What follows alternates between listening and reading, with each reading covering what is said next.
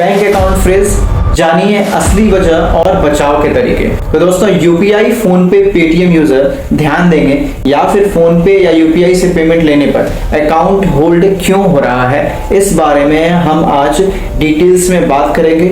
और हमारा अकाउंट जो है होल्ड ना हो, उसके लिए हम क्या क्या सोल्यूशन है जो कि ध्यान में रख सकते हैं, जिससे हमारे आने वाले भविष्य में हमारा अकाउंट जो है होल्ड ना हो।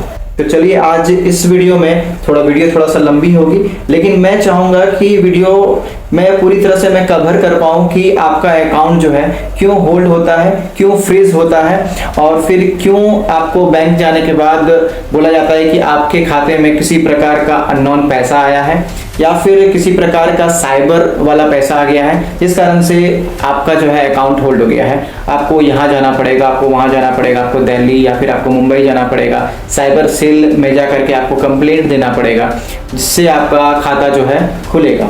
तो इस सारे चीज़ों में आज हम डिटेल से बात करेंगे कि आपको कौन कौन सी सावधानियां जो है बरतनी चाहिए, जिससे आपके अकाउंट में किसी प्रकार का होल्ड ना लगे। चलिए वीडियो शुरू करते हैं।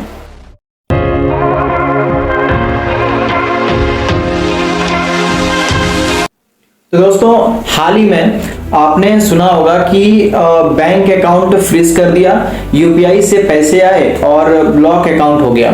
फोन पे या फिर गूगल पे या फिर पेटीएम से ट्रांजैक्शन करने के बाद बैंक ने हमारे खाते में रोक लगा दी है, ऐसा हमें मैसेज मिलता है। और फिर हम दौड़ते हुए बैंक जाते हैं। बैंक जाने के बाद हमारे जो मैनेजर सर हैं वो कहते हैं कि आपके खाते में किसी प्रकार का फ्रॉड वाला पैसा या फिर कोई साइबर वाला पैसा आया हुआ है, जिस कारण से आपका अकाउंट जो है होल्ड हो गया है। और फिर इसका सोल्यूशन भी नहीं है दोस्तों, बहुत आपको इसके लिए स्ट्रगल करना पड़ेगा, आपको साइबर सेल थाना में जाना पड़ेगा और ऐसे जाके एप्लीकेशन वगैरह देना पड़ेगा। उसके बाद भी सोल्यूशन जो है 90% तक नहीं हो पाती है और एट लास्ट आपको अपना पैसा भूलना पड़ता है।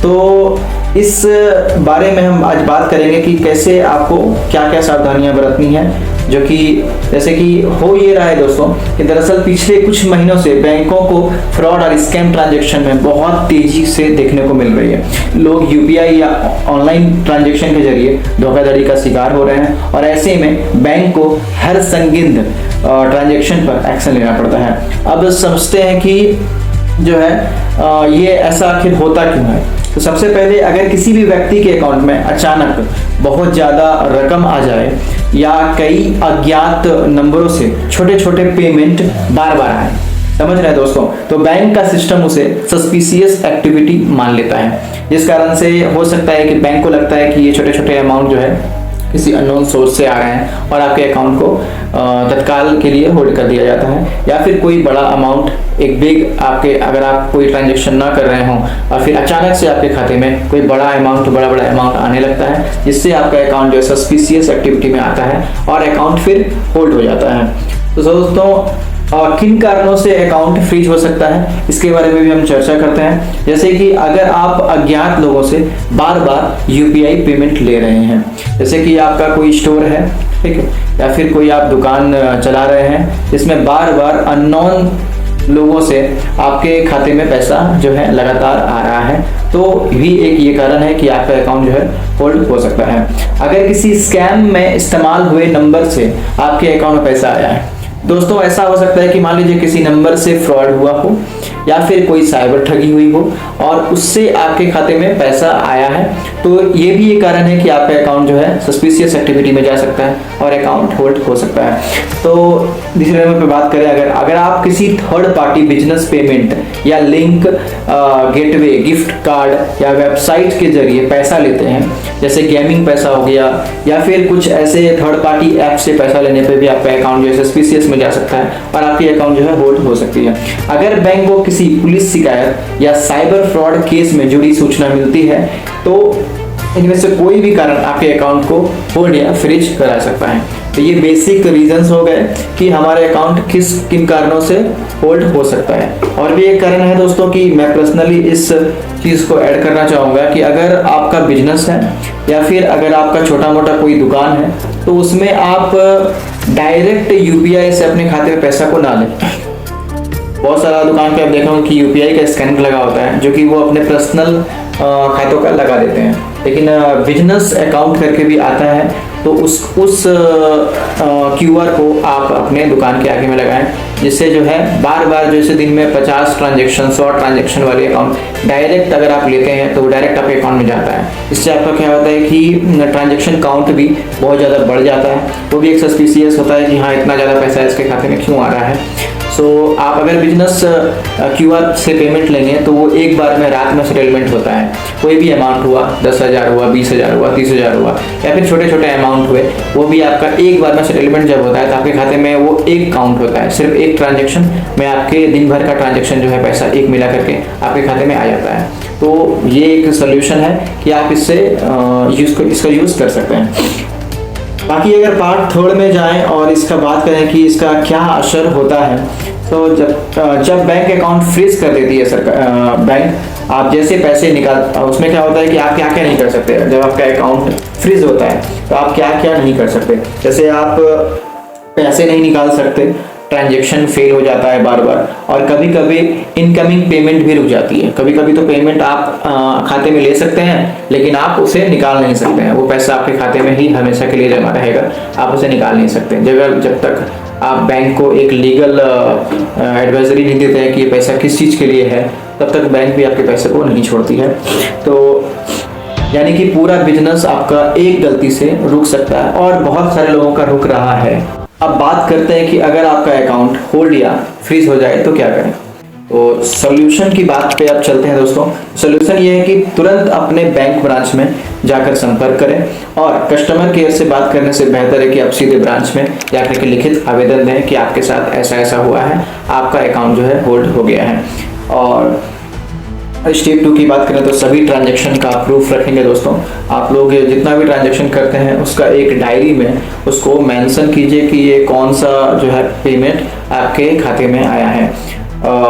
अगर बैंक ने साइबर सेल से शिकायत के कारण अकाउंट फ्रीज किया है तो वो साइबर थाने में जाकर स्पष्टीकरण दें और अपने ट्रांजैक्शन को वैध बताएं कि आपका जो भी ट्रांजैक्शन है वो वैध है और इससे किसी प्रकार का धोखाधड़ी या फिर कोई स्कैम में इस पैसे का यूज़ ना हुआ है। स्पष्टीकरण देंगे तो आपका अकाउंट जो है अनफ्रीज हो सकता है।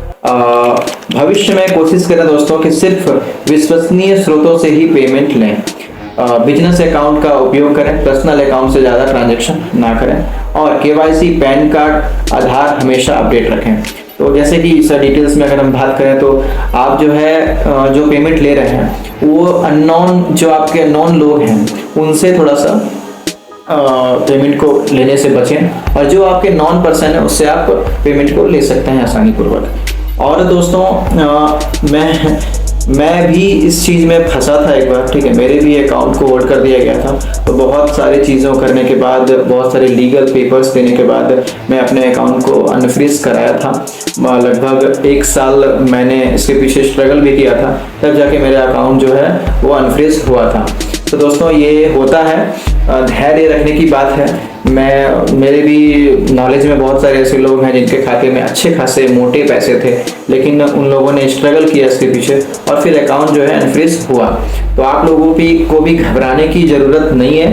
आप अगर तरीके से चलेंगे तो आपका अकाउंट जो है अनफ्रीज हो जाएगा। अगर आपका अकाउंट अभी भी फ्रीज है तो मुझे कमेंट करके बताइए, जहाँ तक हो पाएगा मैं आपका हेल्प करूँगा। पर्सनली आपको अपने व्हाट्सएप पे ले करके आपका जो भी प्रॉब्लम होगा उसको मैं सुनूंगा, उसका जहाँ तक सोल्यूशन हो पाएगा मैं उसे बताने का ज़रूर मतलब कोशिश करूँगा। तो एक बोनस टिप्स मैं आपको देना चाहूँगा दोस्तों कि अगर आप फ्रीलांसिंग करते हैं या फिर ऑनलाइन काम करते हैं, तो बहुत सारे ऐसे हमारे लोग हैं जो कि ऑनलाइन काम करते हैं और फ्रीलांसिंग करते हैं, तो ऑनलाइन पैसा उनके अकाउंट में आता है। जैसे ही वो कोई काम किए तो जो क्लाइंट होते हैं वो उनको ऑनलाइन पेमेंट डायरेक्ट उनके अकाउंट पे कर देते हैं और फिर अकाउंट होल्ड हो जाता है। सो इसके लिए आपको क्या करना है कि आपको सबसे पहले एक पेमेंट गेटवे आता है, ठीक है, जैसे रोजर पे हो गया, इंस्टा मोजो करके हो गया या पे नियर करके हो गया, का इस्तेमाल करें। डायरेक्ट पैसा अपने अकाउंट में ना लें। गूगल फॉर्म या सोशल मीडिया पेमेंट लिंक से एकदम बचेंगे, ठीक है। कोई भी गूगल फॉर्म का जैसे कोई लिंक आता है उससे पेमेंट लेने से एकदम बचना है।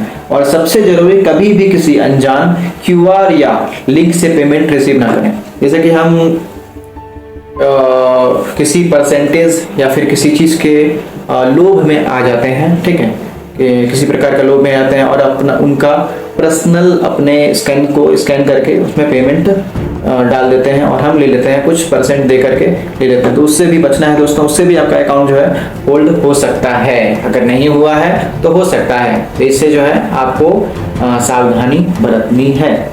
तो दोस्तों, बैंक अकाउंट फ्रीज होना आजकल के जनरेशन में बहुत ही आम बात हो गई है और अधिकतर लोगों के अकाउंट्स जो है वो फ्रीज हो रहे हैं। लेकिन अगर आप समझदारी से जितने भी मैंने नियमों को बताया है उनके अंतर्गत अपने ट्रांजैक्शंस को रखते हैं तो आपका अकाउंट कभी भी फ्रीज नहीं होगा।